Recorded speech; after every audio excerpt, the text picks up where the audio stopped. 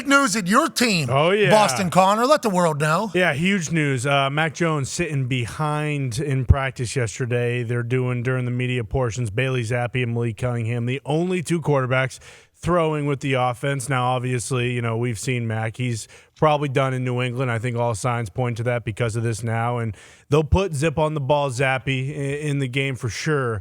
I'm not too happy about it, really, just because any change, sometimes I can galvanize a team. We need these boys pissed off. But then, you hear what Juju Smith-Schuster has to say about Bailey Zappi. I think, Foxy, you got it, yep. He's a handsome dude, man. He plays very well, and when he makes a decision, it's made. Yeah. He was right behind the reporter that asked that question. We have to clarify that. Unbelievable. I mean, think about what he said. He's handsome. When he makes a decision, that decision's made. We've broken Juju Smith-Schuster. I would say that's not my Patriots.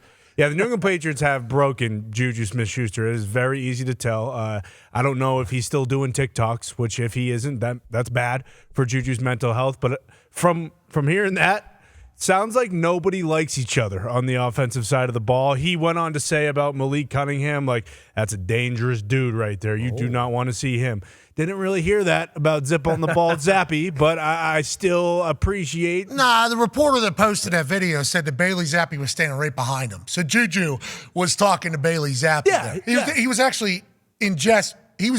That's kinship. Well, I'm not sure if they played the question. The question was, what are the strengths at quarterback that Bailey Zappi has? That was the question. So for him to just go right to handsome, I know what you're saying. We all saw what Zappi did last week, okay? What was that? We all saw the fake spike interception. Excuse me, that was 2 weeks ago. Holy shit, that's how bad this team is. We all saw that happen. And then last week, Zappi comes in, and Chuck Ryland, who, again, great kicker at Maryland, drafted him in the 4th round over Nick Folk. And a funny stat about Nick Folk, I think he's hit about 50 field goals straight inside of 50 yards. That was a 35-yard field goal Chad Ryland missed. Now, no one was happier in America than myself when Chad Ryland missed that field goal. But when you got wide receivers coming out talking about the quarterback who you're going with this upcoming week against the Justin Herbert Chargers, who absolutely, that is a firestorm in itself, but they are still, what a ball. That's Mac, okay? That's not the handsome quarterback. Oh, never mind. That is Bailey Zappi. That's how bad he is, too. They all look the same. Jeez, but, hey, all white people look the same or throwing picks for New England? But he let him down the field for a game-winning, game-tying field.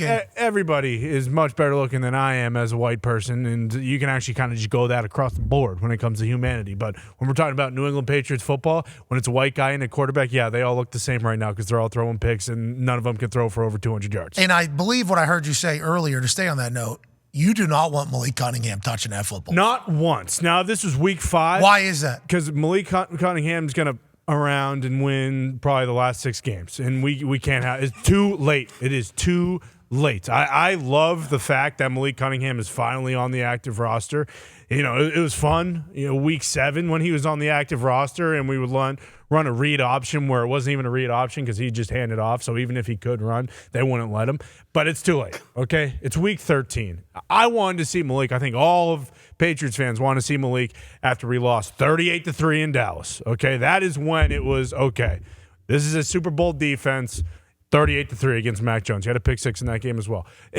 Deron Bland, shout out. You're welcome. And that's why now seeing Malik Cunningham come in, it's just painful. Because if he does well, then it's only affected. But then you don't have to draft one of those top quarterbacks if he does. Because you got Malik. Yeah, sure, and I completely agree. That's possible. I want Joe Marvin Harrison. Okay, He said he might go back to Ohio State. Which would be valid. Same with Caleb Williams. You guys don't want to come out this year? Sure. That makes sense. Caleb Williams, different reasoning than Marvin Harrison. Did you hear this? There was a quote that came out. I don't know if I got or not, but Marvin Harrison Jr. still wondering if he wants to come back, beat Michigan, and win a Big Ten title. There you go. Maserati Marv said that? I don't know if he's calling himself that, but like his great nickname, Love Gus Johnson.